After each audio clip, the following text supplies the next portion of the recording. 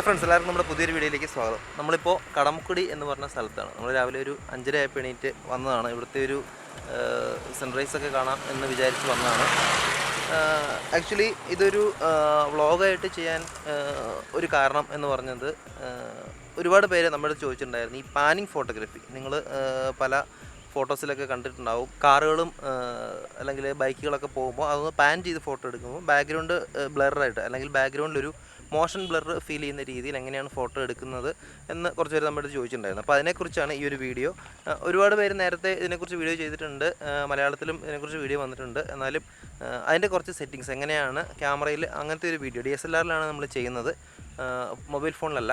അപ്പോൾ എങ്ങനെയാണ് അങ്ങനെ ഒരു ഫോട്ടോ എടുക്കുന്നത് എന്നാണ് നമ്മൾ ഇന്ന് ഈ വീഡിയോയിൽ പറയുന്നത്. Welcome to food photo walk.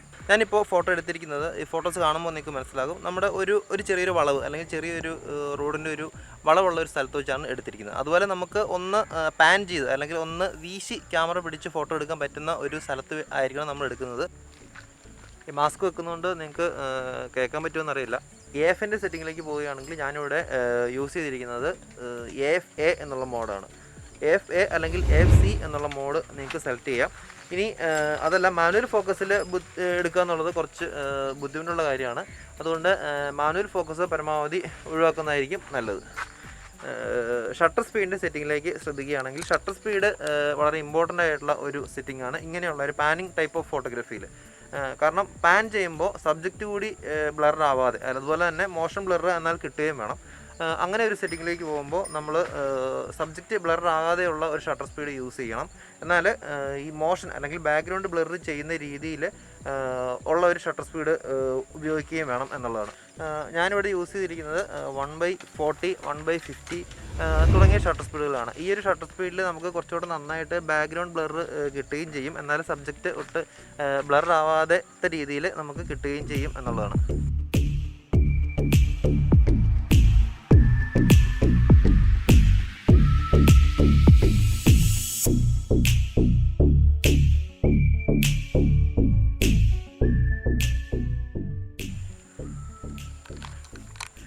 AF area സെലക്ഷൻ്റെ കാര്യത്തിലാണെങ്കിൽ, AF ഏരിയയിൽ 2 തരത്തിൽ അല്ലെങ്കിൽ 2-3 തരത്തിലൊക്കെ നമുക്ക് ഫോക്കസ് പോയിൻറ്റ് സെലക്ട് ചെയ്യാൻ പറ്റും.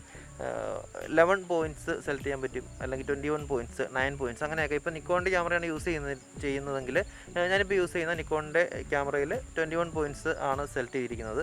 21, 11, 9 ഏത് പോയിൻറ്റ്സ് വേണമെങ്കിൽ സെലക്ട് ചെയ്യാം. പിന്നെ അങ്ങനെ ചെയ്യുമ്പോൾ ശ്രദ്ധിക്കേണ്ട ഒരു കാര്യം, സ്ക്രീനിൻ്റെ ഏതെങ്കിലും ഒരു സൈഡിൽ അല്ലെങ്കിൽ നമുക്ക് ഫോക്കസ് ചെയ്യുന്ന ഏരിയയിലേക്ക് സബ്ജക്റ്റ് വരുന്ന രീതിയിൽ, കൊണ്ടുവരുന്ന രീതിയിൽ ഒരു ഏരിയ മാത്രം സെലക്ട് ചെയ്ത് ഫോക്കസ് ചെയ്യുക എന്നുള്ളതാണ്.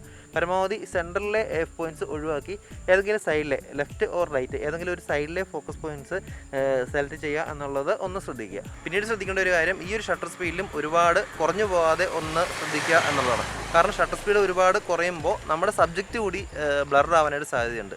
ഇപ്പോൾ ചില ഫോട്ടോസിൽ നിങ്ങൾക്ക് കാണാൻ കഴിയും, ഷട്ടർ സ്പീഡ് കുറച്ചൊന്ന് പിന്നിലേക്ക് പോയപ്പോൾ അല്ലെങ്കിൽ കുറച്ചൊന്ന് 1/40 താഴെ പോകുന്ന സാഹചര്യത്തിൽ ഈ സബ്ജക്റ്റ് കൂടി ഒന്ന് ബ്ലർ ആവുന്ന രീതിയിൽ നമുക്ക് കാണാൻ കഴിയും എന്നുള്ളതാണ്. അപ്പോൾ നമ്മൾ എടുത്തിട്ടുള്ള കുറച്ച് ചിത്രങ്ങൾ നിങ്ങളെ കാണിച്ചു തരാം. അപ്പം അത് കാണുമ്പോൾ ഏകദേശം ഒരു ഐഡിയ നിങ്ങൾക്ക് കിട്ടും, എങ്ങനെയാണ് ഈ ഫോട്ടോ എടുക്കുന്നത് അല്ലെങ്കിൽ എങ്ങനെയാണ് ഈ ഫോട്ടോയിൽ കാണുമ്പോൾ നമുക്ക് ഈ മോഷൻ ബ്ലർ എങ്ങനെയാണ് കിട്ടുക എന്നുള്ള കാര്യം. അപ്പോൾ ഈ ചെറിയ വീഡിയോ നിങ്ങൾക്ക് എല്ലാവർക്കും ഇഷ്ടപ്പെട്ടു എന്ന് വിചാരിക്കുന്നു. ഇതിനോടൊപ്പം തന്നെ ഇതിൻ്റെ കുറച്ച് എഡിറ്റിംഗ് ഫീച്ചർ കൂടി നമ്മൾ കൊടുക്കുന്നുണ്ട്. മോഷൻ ബ്ലർ നമുക്ക് വേണമെങ്കിൽ ഫോട്ടോഷോപ്പിൽ നമുക്ക് ആഡ് ചെയ്യാൻ പറ്റും എന്നുള്ളതാണ്. അതുകൊണ്ട് ഇത് എഡിറ്റ് ചെയ്ത് കുറച്ചുകൂടെ നല്ല രീതിയിലൊരു മോഷൻ ബ്ലർ ഈ ഇമേജിന് കൊണ്ടുവന്നിട്ടുള്ള ഒരു എഡിറ്റിംഗ് സ്റ്റൈലും കൂടെ നമ്മൾ കൊടുക്കുന്നുണ്ട്.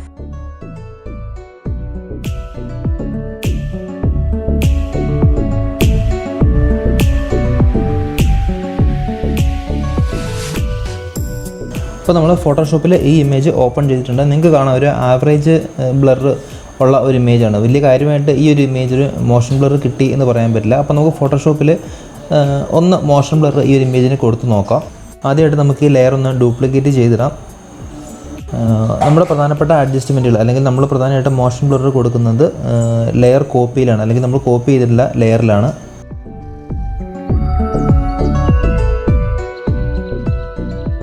മോഷൻ ബ്ലർ ആഡ് ചെയ്യാൻ വേണ്ടിയിട്ട് നമുക്കിവിടെ ഫിൽറ്റർ എന്നുള്ള ഓപ്ഷൻ ഉണ്ട്. ആ ഓപ്ഷൻ ക്ലിക്ക് ചെയ്യുക. ഫിൽറ്ററിൽ നിങ്ങൾക്ക് ബ്ലർ എന്നുള്ള ഓപ്ഷൻ കാണാൻ കഴിയും. അതിനകത്ത് ഫീൽഡ് ബ്ലർ, ഐറിസ് ബ്ലർ തുടങ്ങിയ ഓപ്ഷൻ ഉണ്ട്. അതിൽ താഴെയായിട്ട് മോഷൻ ബ്ലർ എന്നുള്ള ഓപ്ഷൻ ക്ലിക്ക് ചെയ്യുക. ഇവിടുത്തെ ഒരു പ്രത്യേകത അല്ലെങ്കിൽ ഈ ഒരു സെറ്റിംഗ് വഴി മോഷൻ ബ്ലർ കൊടുക്കുമ്പോൾ ഉള്ള ഒരു പ്രത്യേകത നമ്മുടെ ലെയർ കോപ്പിയിൽ മുഴുവനായി ബ്ലർനെസ് കിട്ടുന്നു എന്നുള്ളതാണ്. എന്നാൽ നമുക്ക് നമ്മുടെ സബ്ജക്റ്റ് അല്ലെങ്കിൽ ഇവിടെ സബ്ജക്റ്റ് എന്ന് പറയുന്നത് നമ്മുടെ ആ സൈക്കിൾ ഓടിച്ച് പോകുന്ന ആ ഒരു കുട്ടിയാണ്. ആ കുട്ടിയെ മാത്രം നമുക്ക് ബ്ലറിൽ നിന്ന് ഒഴിവാക്കി ആ കുട്ടി മാത്രം ഷാർപ്പാകുക. ബാക്കിലുള്ള ബാക്ക്ഗ്രൗണ്ട് അല്ലെങ്കിൽ ഫോർഗ്രൗണ്ടും ബാക്ക്ഗ്രൗണ്ടും മാത്രമാണ് നമുക്ക് മോഷൻ ബ്ലർ വേണ്ടത്. അതിനായിട്ട് നമുക്ക് പിന്നീട് അല്ലെങ്കിൽ നമുക്ക് എന്തെങ്കിലും ഒരു ഇറേസർ ടൂളോ അല്ലെങ്കിൽ സെലക്ഷൻ ടൂളോ ഉപയോഗിച്ച് നമ്മുടെ മെയിൻ സബ്ജക്റ്റിനെ മാത്രം ബ്ലറിൽ നിന്നും ഒഴിവാക്കുകയാണ് ചെയ്യേണ്ടത്. ഞാനിവിടെ അങ്ങനെയാണ് ചെയ്യുന്നത്. മോഷൻ ബ്ലർ എന്നുള്ള ഓപ്ഷനിൽ നമുക്ക് പ്രധാനമായിട്ടും 2 ഓപ്ഷനാണ് കിട്ടുന്നത്. ഒന്ന് അതിൻ്റെ ആംഗിൾ സെലക്ട് ചെയ്യാൻ വേണ്ടിയിട്ട്, അതായത് എവിടെ നിന്ന് എങ്ങോട്ടാണ് ആ മോഷനിലാണ് ബ്ലർനെസ് വരേണ്ടത് എന്നുള്ളൊരു ഓപ്ഷൻ, ആംഗിളിലാണ് അത് സെലക്ട് ചെയ്യുക. അതുപോലെ തന്നെ ഡിസ്റ്റൻസ്, എത്രത്തോളം ബ്ലർ വേണം അല്ലെങ്കിൽ ബ്ലറിൻ്റെ ഒരു ഇൻറ്റൻസിറ്റി എത്ര വേണം എന്ന് തീരുമാനിക്കാനായിട്ട് നമുക്ക് പറ്റും. ഈ 2 ഓപ്ഷനാണ് പ്രധാനമായിട്ട് കാണുക. മോഷൻ ബ്ലറിൻ്റെ ഡിസ്റ്റൻസ് എന്നുള്ള ഓപ്ഷൻ അല്ലെങ്കിൽ എത്രത്തോളം ബ്ലർ വേണം എന്നുള്ള ഇൻറ്റൻസിറ്റി ഒരുപാട് കൂടാതെ ശ്രദ്ധിക്കുക. എന്നാൽ അത് ഒരുപാട് കുറഞ്ഞിരിക്കാനും പാടില്ല. നമുക്ക് ആവശ്യമുള്ള അത്രയും ഒരു ഇൻറ്റൻസിറ്റി സെലക്ട് ചെയ്യുക, അത് നോക്കി സെലക്ട് ചെയ്യുക. അതിന് കൃത്യമായിട്ടുള്ള ഒരു വാല്യൂ നമുക്ക് പറയാനായിട്ട് കഴിയില്ല.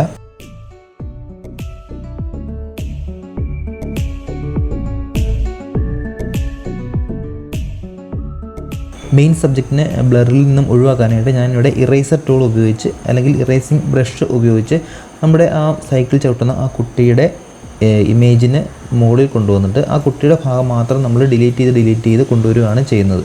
എനിക്കിവിടെ വീഡിയോ കാണുമ്പോൾ മനസ്സിലാവും. മുഴുവനായി ഇറേസ് ചെയ്ത് അല്ലെങ്കിൽ ബ്രഷ് ഉപയോഗിച്ച് മുഴുവനായി ഇറേസ് ചെയ്ത് ആ കുട്ടിയെ മാത്രം നമ്മൾ ഡിലീറ്റ് ചെയ്ത് ബാക്ക്ഗ്രൗണ്ടിലുള്ള ബ്ലർനെസ് നമുക്ക് മോഷൻ ബ്ലർനെസ് നമുക്ക് കിട്ടി എന്നാകുമ്പോൾ നമുക്ക് ഇമേജ് സേവ് ചെയ്യാം.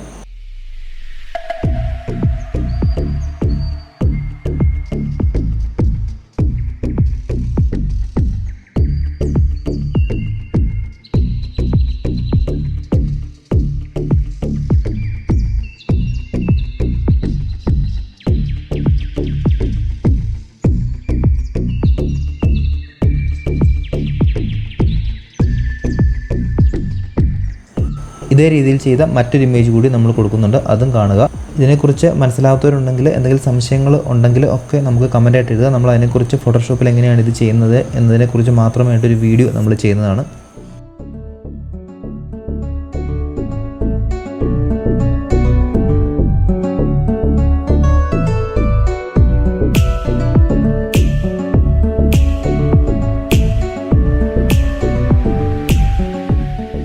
കടമക്കുടിയിൽ ഇങ്ങനെയുള്ള ഫോട്ടോസ് ഇപ്പം പ്ലാനിങ് മാത്രമല്ല, ചെറിയ രീതിയിലുള്ള ബേർഡ് ഫോട്ടോഗ്രാഫി അതുപോലെ തന്നെ ലാൻഡ്സ്കേപ്പ് ഒക്കെ വേണമെന്നുണ്ടെങ്കിൽ അങ്ങനെയുള്ള ഒക്കെ എടുക്കാൻ പറ്റിയ ഒരു ആംബിയൻസ് ആണ് ഇവിടെ.